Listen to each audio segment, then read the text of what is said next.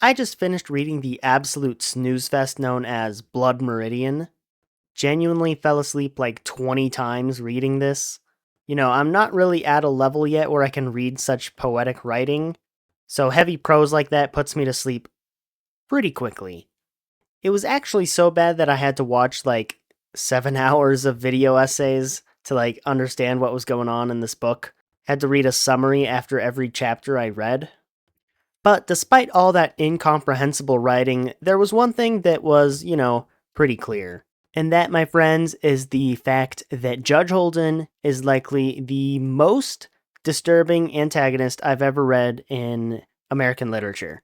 So instead of talking about the book at all, this episode we're basically just gonna focus on Judge Holden. Gonna be a pretty graphic episode, so if you're not into, a lot of crime, probably don't watch this episode. We're not gonna be building anything that cool. I'm gonna build an apartment right here, an apartment building, and we're gonna build another apartment somewhere else. That is a weird camera. But yeah, we can start this off the classic way. I'm gonna do a little summary, little summary action, and the summary is mostly gonna focus on Judge Holden, the most despicable villain in American literature. So I guess yeah, without further ado, let's go ahead and begin. Now picture this: you are a little kid. You're like 14 years old, I think, and you've run away from home. You no longer live in Nashville, Tennessee. Or somewhere in Tennessee. It doesn't really matter. And you're in this cool little tent, and you're watching a preacher, and the preacher's preaching, talking about Christianity and whatnot. Oh, and by the way, this is like the 1840s. Anyway, during this sermon, a 7-foot-tall, albino, hairless, muscular man walks into the tent. He's like super muscular, guys. But he's also described as looking like an infant because he's like pale and bald. But he walks into this tent, and he points. He points at the preacher. This man right here is no man of God. He is actually a criminal that is wanted in the state of Kentucky for sexual crimes that involve an 11-year-old girl. That's what the judge says, and then everyone riots and basically kills the preacher. I think he dies. But yeah, after this preacher is kind of just mobbed to death by the crowd, a bunch of people find the judge, which is that albino muscular man, if you weren't able to tell. But they find him in a bar, and they're like, hey, how'd you know all that stuff on the Reverend? And the judge basically responds like, I've actually never seen that guy in my life, lol, I made it up, ha ha ha. And they all laugh and they buy him a drink, because, it's the Wild West. Anyway, we're skipping forward a ton of chapters, because, nothing really important happens. But now, the kid joins something called the Glanton Gang, which is a gang ruled by a guy named Glanton. And what the Glanton Gang does is they hunt scalps. So they go and scalp Indians, and then they sell the scalps to the Mexican government, and that's how they make their money. So Glanton is number 1 in charge of this gang, but number 2 is, you guessed it, the judge. And the judge, well, he just keeps looking at the kid and smiling. So yeah, the kid is now part of the Glanton Gang, and they all kind of just roam about Mexico looking for Indians to scalp. And during this time, the gang enters a mine where there's a few miners, as in people that mine, but there is, I think, like one 11-year-old boy or something like that. And the judge is like, whose kid is this? And no one says anything. And Glanton seems kind of disgusted by that comment. Anyway, the judge spends the entire day talking about all the geology, all the cool geology in the mine, and he talks about how old the earth is. Everyone in Glanton's gang is like a good Christian, so they're like, no, the earth can't be that old. Anyway, they spend the night in the cave, and then the next morning, that little kid is found naked and face down in the mud, and he's dead. But yeah, no one really does anything about it. Anyway, during this journey, everyone mentions that they all feel like they've seen the judge before, at least before they start interacting with him, like everyone has seen him before. And then we're given the really poetic story of how the judge first met the Glanton Gang. So essentially, the Glanton Gang, they were stuck in the desert after being chased by some Indians, and they were all out of gunpowder. But all of a sudden, in the middle of the desert, they see a man sitting on a rock, almost as if he's waiting for them. This man, of course, is the judge.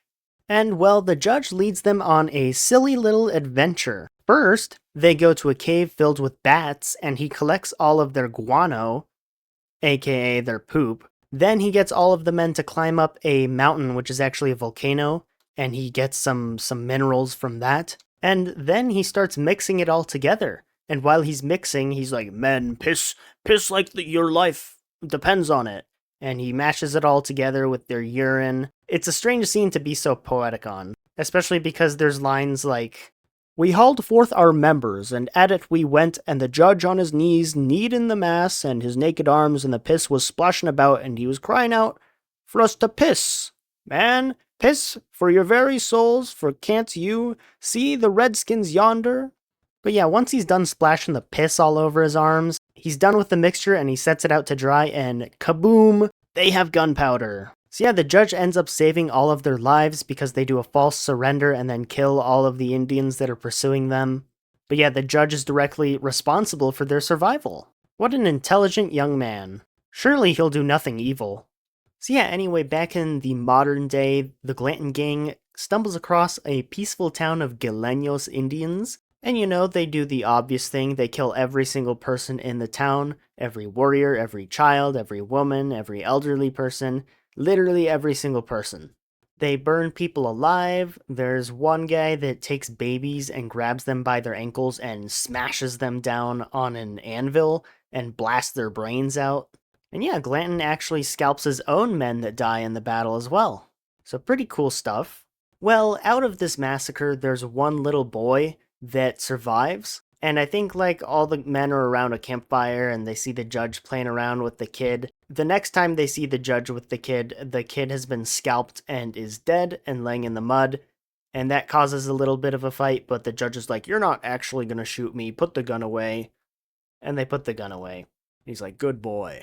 So the Glanton gang takes all of these scalps from the Guileños and they go to a Mexican governor and there's a big celebration and then they loot the town. And they're like, "Wow, we can just keep doing this." So they keep going around and they keep looting Mexican towns. And they realize that nobody can tell the difference between a Native American scalp and a Mexican scalp. So they just start scalping the Mexican military and then selling the scalps to the Mexican government. In one of these towns, the judge is able to crush a man's skull using only his hands. So that's pretty crazy. There's also a little boy that sells him 2 puppies. So the judge buys the puppies and then tosses them in the river to drown. And then another guy in the Glanton gang just shoots them as target practice. He also finds this disabled guy that they end up calling the idiot, and the judge just carries him around on like a leash and chain. Also, if I haven't mentioned it, the judge is really into like botany and geology and that sort of stuff. So he keeps a little notebook and he draws stuff in it. And one person asks him like, "Hey, why do you keep drawing stuff in there?" And his genuine response is basically that he has to document everything. He says, "Whatever exists without my knowledge exists without my consent." And honestly, that's kind of a fire line. He also says that the freedom of birds is an insult to him, and if it were up to him, he'd keep all the birds in a zoo. So yeah, he really hates birds. I think he's been killing them this entire book, by the way. Well, anyway, the Glanton gang continues to scalp a bunch of Mexican soldiers, but it does catch up to them once they meet like a competent Mexican general, and he kind of puts the group into shambles. So yeah, they're pretty trashed and they're like out of a lot of supplies. So the judge has to kill a horse for food, and he does it using just 1 rock. So that's pretty crazy, right? So yeah, the group is pretty trashed right now, and they're kind of just roaming around Mexico and the southwestern US. And this is where we get to see the judge show off another one of his, I guess like, I don't know, just supernatural powers. And this is the fact that the judge can speak like any language. So we'd probably call that like a polyglot today, like Shauma NYC, you know, that YouTube channel. Surprising crazy church folk in their native language. Which is what the judge does. The judge finds some crazy people in a church and he speaks Dutch or German to them. He also speaks a ton of Spanish and has been using it this entire book. He uses it to bargain with the Apache. He uses it to bargain with the Mexican government. And he uses it a lot to get out of trouble. But yeah, right here he's showing off his intelligence. We'd call that a polymath today, being educated in like so many different disciplines. He's also incredibly strong. I think they make a bet that he can't throw an anvil over his head, and he does it multiple times and is able to throw it. Oh, and also in one of these towns, there's some like Mexican little girl that disappears. No idea what happened to her. Anyways, the Glanton gang continues on towards the Pacific Ocean and California. They want to go there for some reason. And to get there, you gotta cross the Colorado River, and they find a guy that's just running a ferry there. So the Glanton gang teams up with the local Yuma Indians to take over the ferry. But of course, the Glanton gang ends up betraying the Yuma Indians and they kill them during the attack and take the ferry for themselves. So, of course, the Glanton gang, being the Glanton gang, price gouges and makes the ferry really expensive. They also kill all the opposing ferries, and they also, harass all of the tourists. But Glanton has to leave and go do something, so he leaves the judge in charge of the ferry for a few days. And when Glanton gets back, he finds quite the scene. There are children everywhere, naked and with collars on their neck, and the judge is standing only in cloth. In fact, a lot of members of the Glanton gang are just standing around only in cloth. And yeah, everyone is kind of scared, especially the children, for obvious reasons. And at this point, you should have realized that all the missing children, that's the judge. The judge has been, abducting and probably doing some other stuff to the children, leaving them dead. But yeah, the Yuma Indians eventually get their revenge and they kill most of the Glanton gang. I think they chop off Glanton's head and put it on a spike and parade it around or something like that. Or they burn him up. I don't really remember. However, one of the people they aren't able to kill is the judge. And that's because when they break into the judge's room, of course, they find a scene. The judge has a cigar and is holding a howitzer, which is like a big artillery machine gun looking thing. The judge is also naked, and there's like a naked 12-year-old girl that's cowering in the corner. And then the guy known as the idiot, he is also naked and he's still on his leash and chain. So they kind of just get scared of the judge and leave him alone. So he's able to escape. There's a couple others that escape as well, that being our main POV character, the kid, and also a guy that used to be a priest but no longer is, named Tobin. So they all find themselves out in the desert, and the judge is trying to buy the gun off of the kid. And then the ex-priest is like, no, you are a kid, you need to stay away from the judge. So the kid doesn't sell his gun, even though the judge offers to buy it for like $500, which is a lot of money back in the day. So they run off and the judge starts to pursue them, trying to get this gun. The kid and the priest are able to hide, and they're able to shoot the horses that the judge has, so he can't escape out of the desert. And this upsets the judge quite a bit, and he starts citing Roman property law. And that's not something that's going to convince the priest or the kid here. So they're able to escape the judge's pursuit, and they run off to San Diego. But for some reason the kid is arrested in San Diego, I don't remember why. And who else would come and visit the kid in jail other than, well, you guessed it, the judge. And the judge tells the kid that he's really dumb and stupid. And the judge also says that he told the police officers that the kid is responsible for all of the massacres going around in northern Mexico and around the Colorado River.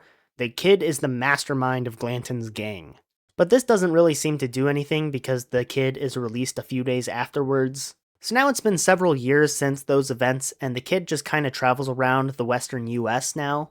And years later, he sits down in a bar, and all of a sudden, boom, there is the judge. And they talk philosophy of man for a while, the philosophy of fate even. And as they're talking, there's a dancing bear on the stage of the bar, and the dancing bear gets shot. And there's a little girl with the bear that kind of runs the show, and she's crying, saying that it's all over now. And then the judge looks at the kid and he's like, drink up, this night thy soul may be required of thee. The judge also says something like there's only room for one beast on stage, and then there's bears that dance and bears that don't. A dance session starts in the bar, but the kid just goes upstairs and tries to get with a prostitute, but isn't able to sleep with one. Outside, people are yelling and looking for that little girl with the bear because she's gone missing.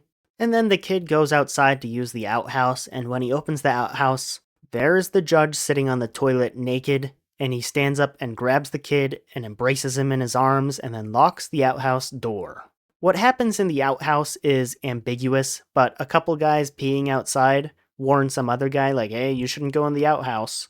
And the guy goes in and he's like, oh my gosh, this is absolutely brutal. And then we cut to the judge re-entering and joining the dance with everyone else. He's naked and he towers over everyone and he plays the fiddle, and he keeps saying that he never sleeps, he never dies, and that he is always dancing. And yeah, that's how the book ends. So yeah, a pretty crazy book, I guess. But yeah, we have completed 2 different apartment buildings, so I figured I'll show them off right now. This first one, pretty poor apartment, I guess. I don't know. It can hold like 8 villagers total, I think. So that's building 1. And then over here we have building number 2, which if we go in, I don't even know if this is an apartment anymore. I think it's more like a hospital, because what I'm going to do is I'm going to trap a couple of villagers. I know, talking about that book and then talking about a villager breeder, I don't know. But yeah, we have the villager breeder here. I got to trap 2 villagers in here to just constantly make villager children. Great episode to do that. But we got to go abduct some villagers, I guess. And while we do that, we'll talk more about the judge and sort of my final thoughts on the book. Alright, so I basically have like 3 things I want to talk about with this book.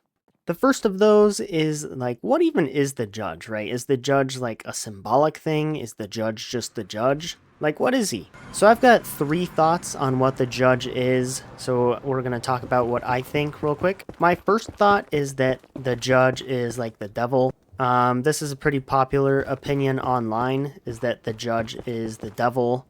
There's a lot of analogies to him, a lot of similarities, like the judge plays the fiddle a lot. And you know what other thing likes the fiddle?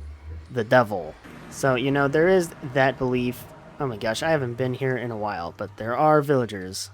And then at the start, when the judge kills the reverend guy, like the reverend is given a preach about the devil, and then he's like, look at him, he's right there, and he points at the judge. And this is even before like anything big that the judge does. Like the reverend is just like, this guy is the devil. So I don't know, that's a weird detail to include if the judge isn't a devil. The guy plays the fiddle. So I don't know, that's a thought you could have, is the judge is the devil. And it wouldn't be a bad thought, I don't think. Next up, there's this idea that the judge is just evil. Like, he's the characterization of all evil that man can do. I don't think I mentioned it in the summary, but the judge talks about how about how war is God, and how all men actually should just strive for war, because that's like the default state of man is war. And the judge also does like a bunch of crimes, so he's like the embodiment of evil.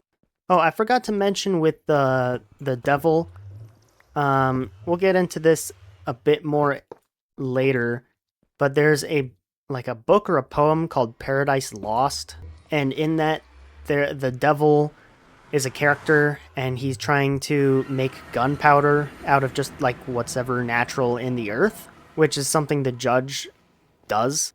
So there's that analogy to him being the devil. I don't personally buy that theory or opinion. I don't think the judge is just straight up the devil, but I could see how people have that take. It sort of makes sense. But yeah, the judge being evil, I don't know. It's kind of a bland take, I guess. It's like, oh yeah, I mean, the judge is evil. Like, he's an evil guy. But I don't know if that's like anything really. Yeah, I don't know. My take is just that the judge is just some evil guy. Like, I think he's a real guy. I don't think he's some like mythological being. Like, sure, he might have some supernatural abilities, but I think, he's just like the judge.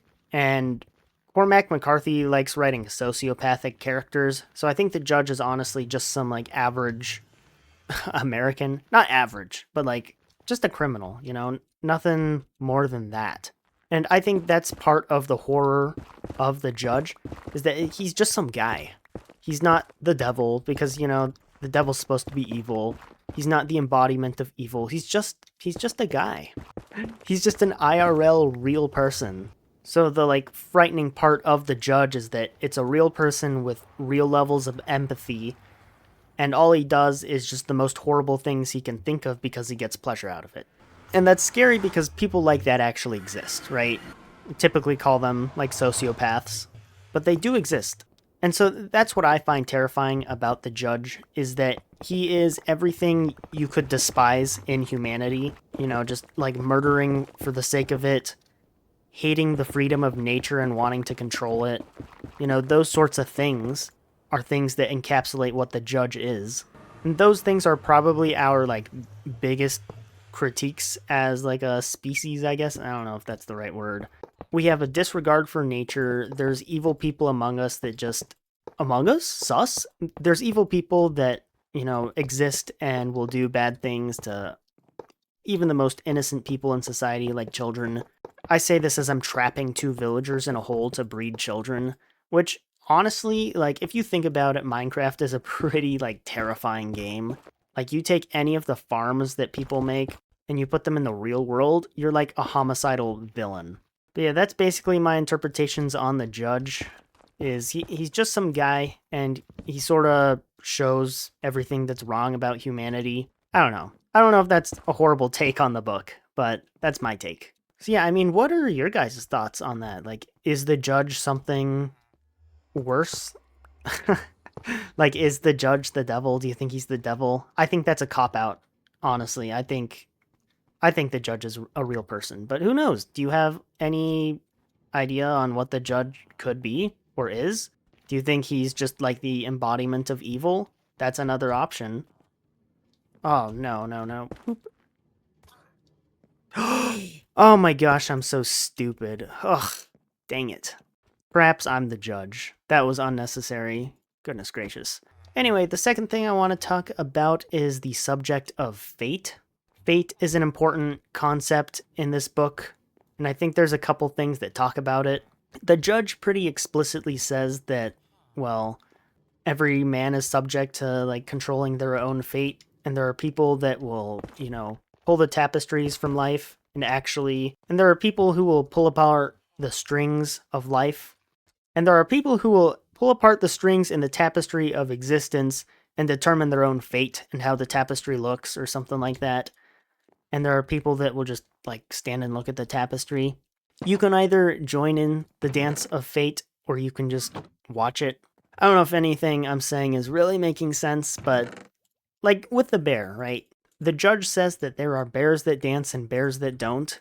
I think the idea here is that everyone has a fate, and it's your decision of if you want to just like experience fate passively, or if you want to take control and determine your own fate and have fun with it. Like, I feel like the judge might be making that argument, because clearly he's fated to be an evil guy.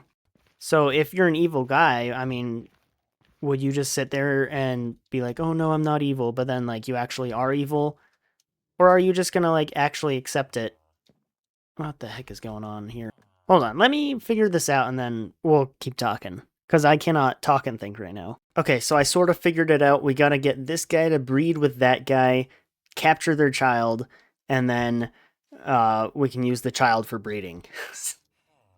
Horrible line for this video. Anyway, yeah, fate. This is part of the judge's philosophy here, because the final scene when they're talking about philosophy before the judge kills the kid, which is ambiguous, the kid might not be dead, according to some people.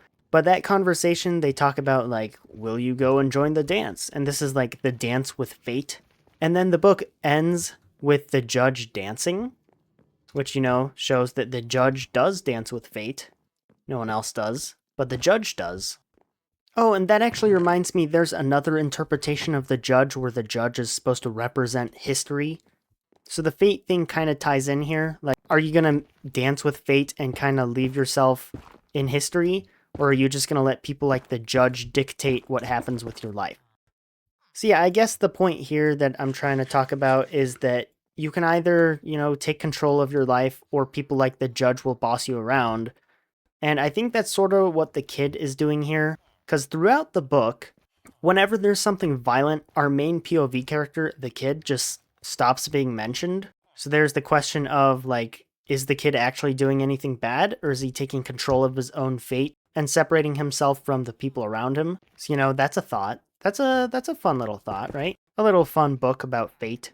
And yeah, I guess the last thing I want to talk about is just kind of my final thoughts on the book.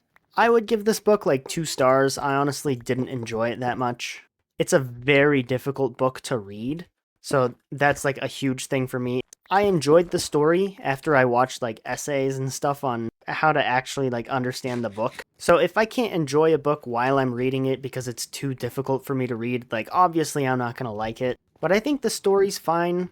I don't really like the fact that there's no real plot with the book. Like in a traditional sense, there's no plot that happens. It's really just a bunch of violent killing through the book. But yeah, I can definitely see why this book is so popular, especially among like English teachers, because apparently this book, Cormac McCarthy, the author, has said that creativity isn't like a real thing or something like that. You can't come up with anything new and everything's just a mashup of other stuff. And that's definitely the case with Blood Meridian, apparently, because Blood Meridian is filled with basically references to a bunch of other literature. For example, we already talked about it, but Paradise Lost is a poem or a book or something, and that one's directly mentioned, you know, Judge Holden making gunpowder from the soil and just nature. There's also apparently a ton of similarities between the main character and some of the like main character's friends and Moby Dick, which is, I haven't read that book, so I don't know. I also haven't read Paradise Lost, so I actually don't know if that's a reference, but some English professor on YouTube said that that's the case, so I'm gonna go with it. And then there is a reference to the Bible as well. If you can recall me talking about the babies being smashed against the anvil, that's a reference to this Bible quote on the screen.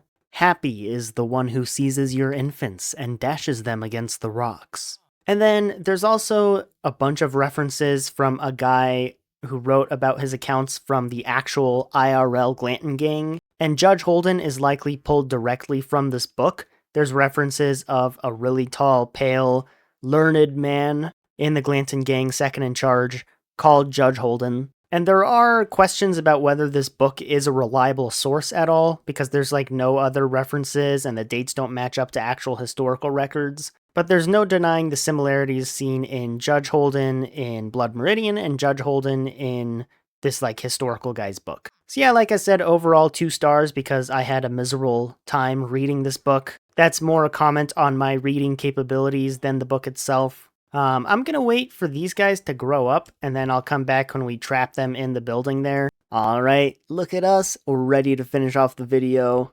I think I forgot to mention my favorite moment in this book, and that's when the kid looks at the judge and he's like, "Judge, what is this? Some kind of blood meridian?" And then the judge goes, "I'll be the judge of that." That was a really cool moment. Whoa, there he goes. But yeah, guys, believe it or not, we're almost done with Fort Oxbow, which is the town. I think I have like 5 more books planned for this town, and then we're going to move on to bigger and better things. But yeah, 5 more books. And well, the next book is actually going to be quite a big book. And that next book is going to be...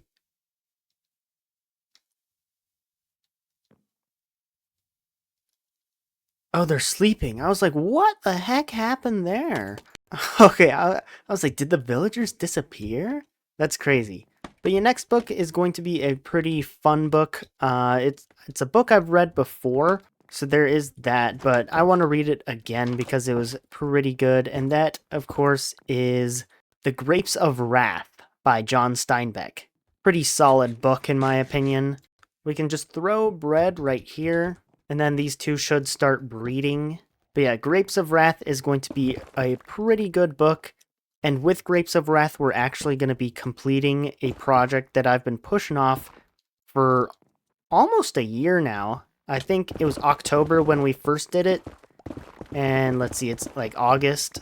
Or not August yet, but it's going to be August when we get it done. And that is the steel mill. That's right, folks. We're actually going to do it next episode. I planned it out, and we should be ready to build this thing. Get rid of this hideous thing on our skyline, right? Like, you come up here and the town's all nice and pretty. We have new apartment buildings right over there, but then you just look over here and there's just that. So, believe it or not, we're actually finishing it next episode while we talk about Grapes of Wrath, which I think is pretty fitting for an industrial monstrosity like the steel mill that's gonna come in our town. Whoa! Okay, so it is working. That is a wonderful sign.